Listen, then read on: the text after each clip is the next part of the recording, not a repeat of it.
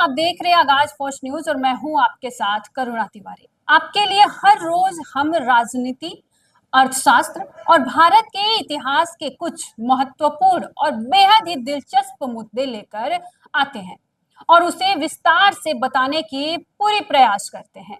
आज भी हम एक ऐसे व्यक्ति पर बात करेंगे जिन्होंने देश की आर्थिक नीतियों को बदलने में महत्वपूर्ण भूमिका निभाई है, लेकिन उनके ऊपर आरोप यह भी लगा कि वह एक रिमोट कंट्रोल प्रधानमंत्री थे।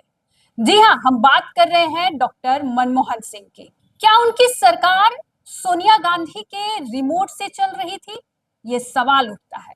या वह वास्तव में भारत के सबसे बड़े अर्थशास्त्रियों में से एक थे, जिन्होंने देश को आर्थिक उन्नति के पथ पर अग्रसर किया। आज हम इस विषय पर विस्तार से चर्चा करेंगे और कोशिश करेंगे कि आपको सटीक और सही जानकारी दे। डॉक्टर मनमोहन सिंह का जन्म 26 सितंबर 1932 को पाकिस्तान के पंजाब प्रांत में हुआ था। उनका प्रारंभिक जीवन साधारण था, लेकिन शिक्षा के प्रति उनकी लगन अद्वितीय थी। उन्होंने ऑक्सफोर्ड और कैम्ब्रिज विश्वविद्यालयों से अपनी उच्च शिक्षा प्राप्त की थी। वे एक बेहद ही प्रतिभाशाली अर्थशास्त्री के रूप में उन्होंने अपनी पहचान बनाई और भारतीय प्रशासनिक सेवा से जुड़ने के बाद कई महत्वपूर्ण पदों पर भी कार्य किया। साल 1991 में तत्कालीन प्रधानमंत्री पीवी नरसिम्हा राव के नेतृत्व में वित्त मंत्री के रूप में उन्होंने कार्य किया, जहां उन्हें भारत की अर्थव्यवस्था को एक बड़े संकट से बाहर निकाला था। साल 1991 का आर्थिक सुधार, जो कि उदारीकरण, निजीकरण और वैश्वीकरण पर आधारित था, ये उनका ही देन था कि भारत उभर पड़ा। साल 2004 के आम चुनाव में कांग्रेस पार्टी ने अप्रत्याशित रूप से जीत दर्ज की। यह चुनाव परिणाम सभी के लिए चौंकाने वाला था। कांग्रेस की जीत के बाद पार्टी अध्यक्ष सोनिया गांधी ने प्रधानमंत्री पद स्वीकार नहीं किया और उन्होंने मनमोहन सिंह को प्रधानमंत्री पद के लिए चुना। लेकिन यहीं से शुरू होता है एक बड़ा बहस। क्या सोनिया गांधी ने मनमोहन सिंह को कठपुतली प्रधानमंत्री बनाया? क्या वे केवल दिखावे के प्रधानमंत्री थे और असली शक्ति सोनिया गांधी के पास थी? या फिर मनमोहन सिंह ने अपनी नीतियों और काम से इस आरोप को गलत साबित कर दिया? मनमोहन सिंह के प्रधानमंत्री बनने के बाद विपक्ष ने यह आरोप लगाना शुरू कर दिया कि उनकी सरकार सोनिया गांधी के रिमोट कंट्रोल से चल रही थी। भारतीय जनता पार्टी यानी बीजेपी के प्रमुख नेता अक्सर मनमोहन सिंह को रबर स्टैंप पीएम कहते थे।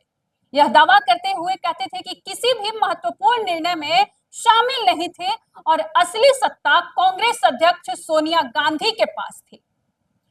सोनिया गांधी ने खुद प्रधानमंत्री का पद नहीं लिया था, लेकिन यूपीए सरकार के प्रमुख निर्णयों में उनकी बेहद ही महत्वपूर्ण भूमिका रही है।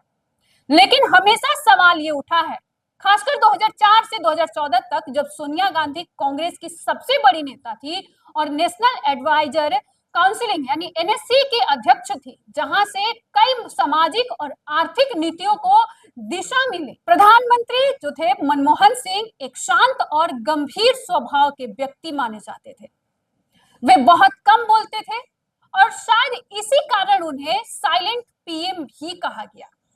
कई बार जब उनकी सरकार पर संकट के बादल मंडराए या जब घोटालों और भ्रष्टाचार के आरोप लगे, तब भी मनमोहन सिंह ने अधिकतर मामलों में चुप्पी साधे रखी। उनकी यह चुप्पी को लेकर विपक्ष ने उन्हें बार बार निशाने पर लिया और घेरा भी। उदाहरण के तौर पर आपको बता दें कि 2G स्पेक्ट्रम घोटाला, कोयला घोटाला और कॉमनवेल्थ गेम्स में भ्रष्टाचार जैसे मामलों पर भी उनकी चुप्पी नहीं टूटी और यह कमजोरी बताया गया। लेकिन अगर हम मनमोहन सिंह के कार्यकाल को सिर्फ उनकी चुप्पी से आंके, तो शायद यह उनके साथ न्याय नहीं होगा। असल में उन्होंने भारत की अर्थव्यवस्था को मजबूती प्रदान करने के लिए कई महत्वपूर्ण कदम भी उठाए। साल 2008 के वैश्विक आर्थिक मंदी के दौरान जब पूरी दुनिया की अर्थव्यवस्था धीमी हो गई थी, तब भी भारत ने मनमोहन सिंह की नीतियों के चलते सकारात्मक वृद्धि दर्ज की थी। उनकी आर्थिक सुधारवादी नीतियों ने ही भारत को एक उभरती हुई वैश्विक शक्ति के रूप में प्रस्तुत किया था।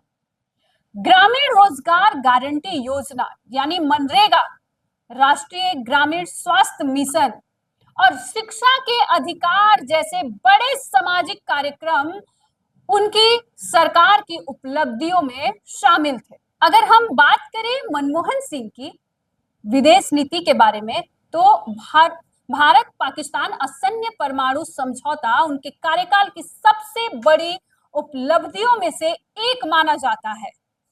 इस समझौते ने भारत को अंतर्राष्ट्रीय परमाणु ऊर्जा बाजार में एक प्रमुख भूमिका दिलाई और साथ ही साथ भारत को वैश्विक स्तर पर नई पहचान दिलाई। तो क्या मनमोहन सिंह केवल एक रिमोट कंट्रोल प्रधानमंत्री थे, या वे एक दूरदर्शी नेता और अर्थशास्त्री भी थे, जिन्होंने भारत को आर्थिक उन्नति के रास्ते पर अग्रसर किया?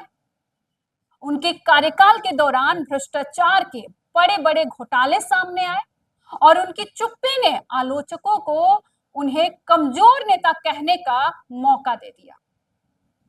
लेकिन इसके बावजूद उनके आर्थिक सुधार और अंतर्राष्ट्रीय संबंधों में उनकी उपलब्धियों को नजरअंदाज नहीं किया जा सकता।